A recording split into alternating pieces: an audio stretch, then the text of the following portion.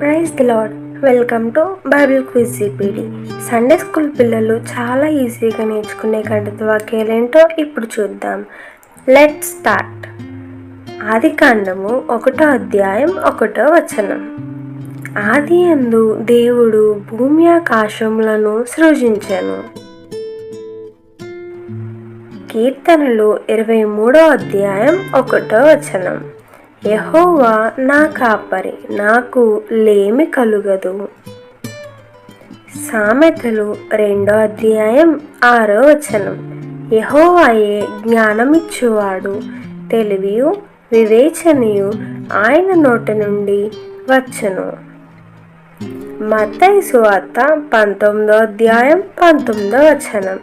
నిన్ను వలె నీ పొరుగు వానిని ప్రేమింపవలెను. మత్తయి సువార్త 22వ అధ్యాయం 37వ వచనం. నీ పూర్ణ హృదయముతోనూ, నీ పూర్ణ ఆత్మతోనూ, నీ పూర్ణ మనస్సుతోనూ నీ దేవుడైన ప్రభువును ప్రేమింపవలెను. ఫిలిప్పీలకు 4వ అధ్యాయం 13వ వచనం. నన్ను బలపరచువాని అందే నేను సమస్తమును చేయగలను. యోహాను సువార్త 3వ అధ్యాయం 16వ వచనం.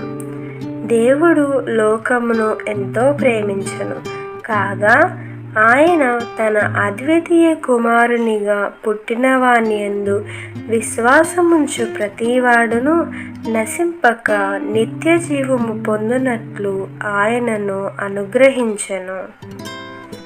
ఎఫెసీయులకు 6వ అధ్యాయం 1వ వచనం.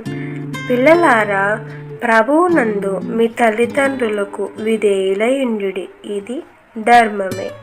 లూకా సువార్త 1వ అధ్యాయం 50వ వచనం.